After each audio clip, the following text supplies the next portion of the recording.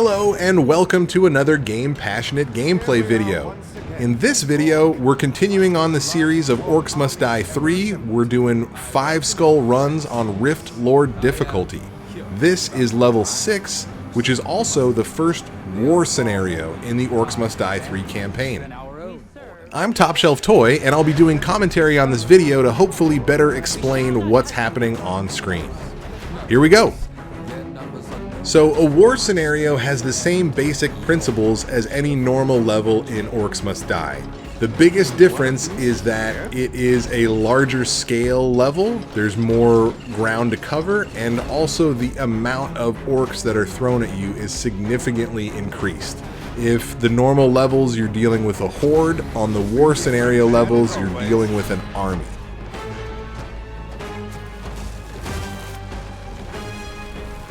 So because the scale of the war scenario is so much larger, the game actually offers a handful of traps that can only be used in war scenarios. I'm using 3 of those particular traps for this run, and they are as follows. The first of the war scenario only traps that I used was the giant flip trap. It is highly effective, it flips very heavy enemies, and is just awesome. It takes up a ton of room, so it can flip a lot of guys at once. I'm planning on sending a lot of these orcs flying off of this bridge in this war scenario. You can see me standing on one right now. I'm also next to the smaller flip traps that I've kind of intermingled in addition to just the giant flip traps. The second is the bank of archers. You can see all those arrow shots that are being fired. Those are from the banks of archers that I have behind my war mage right now at the end of this bridge. I set them up there so they could fire upon any orcs that are coming down the bridge and hopefully really soften them up by the time they get almost to the end. The bank of archers will be attacked if they are left exposed by the orcs, so you have to be careful that you're not setting them up to get annihilated. There are unique upgrades that you can put even on the war scenario only traps. For example, the bank of archers, you can have them shoot fire arrows or, as I've opted to do, fire an additional volley of arrows. I feel like just shoot as many arrows as possible. I just want you to shoot arrows at these things all the time. So that's what they're doing.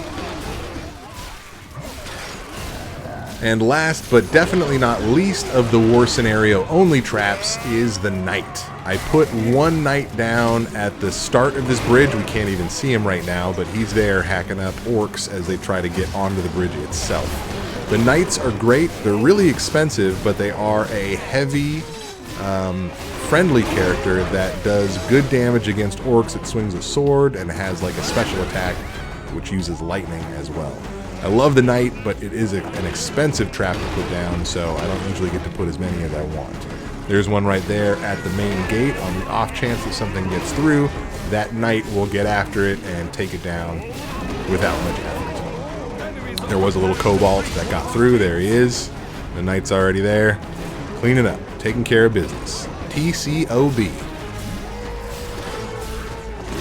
For a weapon on this level, I opted for the Chain Lightning Staff. It is a really powerful magical weapon. It's got a very slow rate of fire, but it's highly damaging. I also really like its secondary attack, and I gave it the unique upgrade of having the secondary attack stun enemies that are hit. So the secondary attack is like a charge up lightning blast, and it is a chain lightning blast. When it hits somebody, it'll jump to other orcs as well and hurt them. With this unique upgrade, it'll also stun any other orc that it jumps to. So, highly effective. I like it a lot. Pairs well with Master Cygnus, who is the war mage that I'm playing with on this level. Alright, first round is down. We're getting ready for the second round. I have got a couple of knights now prepared. And let's throw a giant flip trap out here just in case. Launching even more orcs into the lava pits. Now, one thing you should definitely keep in mind if you're using flip traps or other types of traps that physically push or move the orcs in directions, you need to check out where those things are pushing or moving the orcs. I have definitely set things up that I thought would mean instant death for any orcs that came across it, only to find that I basically helped them shortcut all the way to the rift. So make sure you're not doing that. Another thing I really like about the war scenarios is that they give you a lot of resources to play around with. It provides a great opportunity to kind of just test things out, see what traps you like, see what traps you don't. You know, experiment to your heart's content. That won't be the last. Things are looking pretty good up front. Let's see how things are on the back end. Looks like somebody got through, but the knight has got him, and those archers, he caught their attention too, so not much chance for a light orc. Another advantage of the chain lightning staff is in war scenarios, you're often dealing with more armored orcs. Armored ogres as well, but even the heavy orcs have some armor on them. Armored enemies don't like getting hit with lightning, so why not hit them with a chain lightning staff?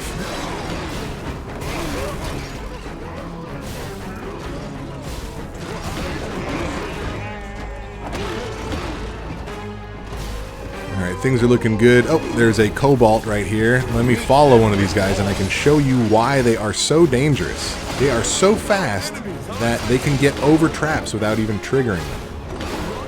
I might be worried for my bank of archers, but thankfully the kobolds are kind of cowards. They don't really attack anything. They just charge for the rift. Now these big lugs, they attack anything. If they were to get over the bridge, I would be in a lot of fear for my bank of archers. They would just club the crap out of them and most likely knock them out for who knows how long until they recharge their health back. Thankfully, I've got all these flip traps set up. The giant flip trap, it's got reduced cooldown on it, but obviously it also really affects the big guys, where the small one doesn't unless you have the flip's very heavy enemies unique upgrade on them, which of course I do. Okay, next wave. I've got 3 knights now guarding. Why not make it 4? That looks pretty good. Back end is looking pretty good. We're doing a great job of just keeping them stuffed at their point of entry, which is exactly what you want to do. There is one other unique feature for war scenarios that I should definitely cover, and that is on the final wave of every war scenario, the orc army will send out a general, or basically a unique enemy type specific to that war scenario level. We will see this orc army's general when we get to wave 5.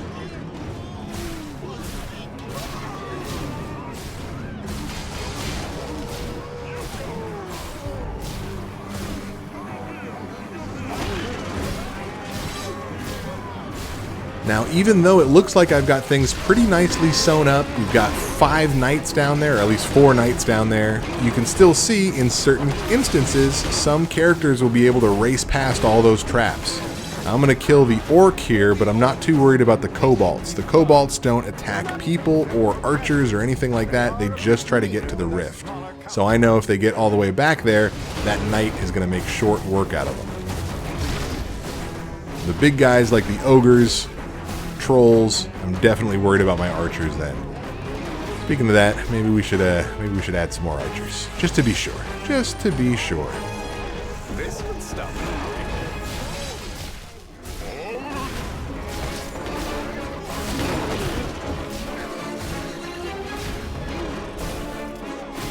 All right, things are looking pretty good. There's that knight doing his special attack.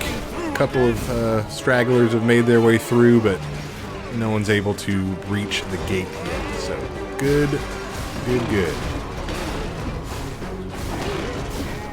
Big old flip trap is doing its job back there, knocking people into the lava pits.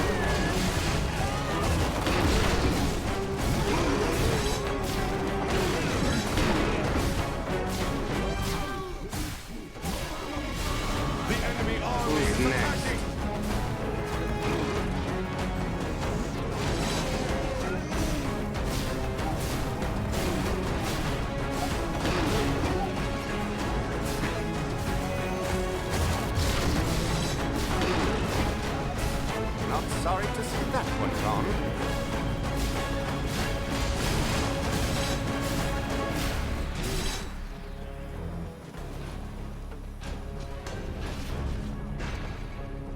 Okay, it's the second to last wave. Let's throw another knight back here just to be sure if anybody does come through. And we've got the money. Let's throw some archers up here too. Alright, looks like that's about all we can afford, but that's a great addition. Putting more arrows in the orcs before they can even get to Flip Trap Alley up there on that bridge.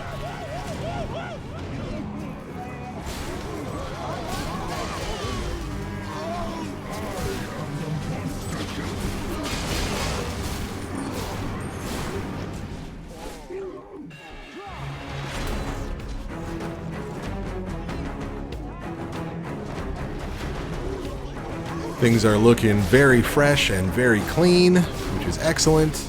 Sometimes the biggest obstacle in Rift Lore difficulty to get those 5-skull runs is the clock. Sometimes you can kill all the enemies and protect the rift just fine, but you'll figure out you didn't do it fast enough for the game's liking, and that's what kept you from getting your top tier rating. I think, however, with this setup, we should be doing all right. We've still got under 15 minutes left here, but that should be plenty of time for the final wave if we keep crushing them before they even get up on this bridge. You can see just arrows after arrows after arrows are flying. I'm shooting electricity, and they can't even stay on their feet because I got these flip traps just constantly knocking them off. Well, that was a challenge.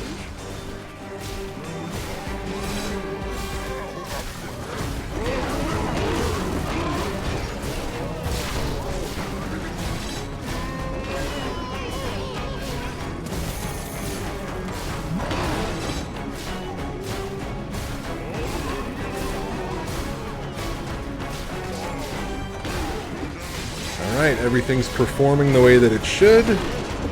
Looking good. I love the idea of them getting flipped up in the air and then getting flipped up into a volley of arrows. Extra hardcore. Speaking of, let's add another bank of archers. Maybe 2. We've got the funds for it. Arrow City.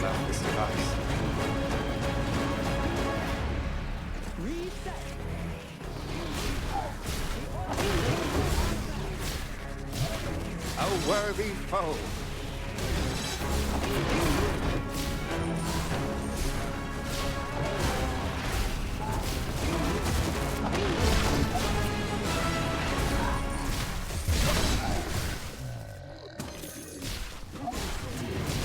Not sorry to see that one gone. The final wave.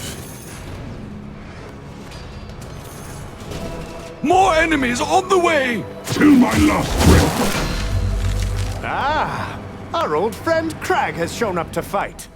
We should remove him quickly. He will disable the traps. So there you just got the introduction to the Orc General Crag. You know, a stronger, bigger enemy type, but his real threat is that he has the ability to turn traps off. So I'm going to try and shut him down before he gets anywhere close to my flip traps or anything like that. He'll still be getting hit with a volley of arrows and whatnot, but if you've got like a really heavy trap set up in a kill box and he walks into it, he can turn all of them off at once, and then you'll just get bombarded by all the orcs because they've got nothing to stop him. There's his special move right there. You can see everything that turned gold is no longer functional, so those flip traps are just dead in the water right now. And I think it's a timed thing. I think eventually they turn back on. But not what you want, obviously. Here it comes again. Boom, look at that. Everything from that first half of the bridge, or first third of the bridge, is completely useless at the moment.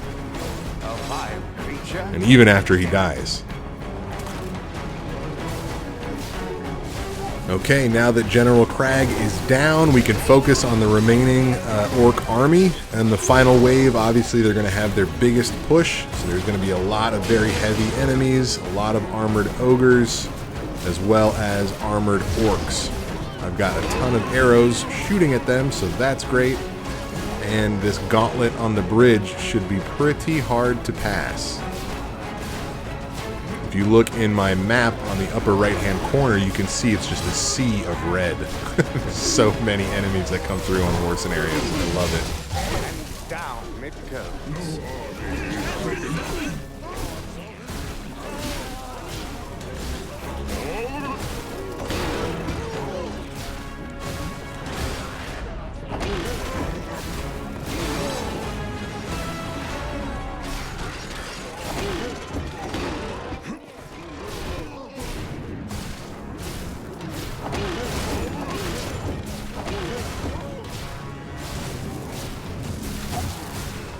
Things are looking good. There is still 10 minutes to spare, but I think this is the final run of guys. Let's get rid of these chumps. All right. Victory. All right. Another one bites the dust. 5 more skulls. Another perfect victory on the lava pits, the first war scenario in the Orcs Must Die 3 campaign. I hope you folks enjoyed the video, and if you did, please don't forget to give us a like or subscribe or leave us a comment. Let us know what's on your mind. If you're looking for more Orcs Must Die content or other video game content in general, please check out our channel. We hope to put more up there as soon as we can make it. So thanks again for watching. We'll see you soon. Bye.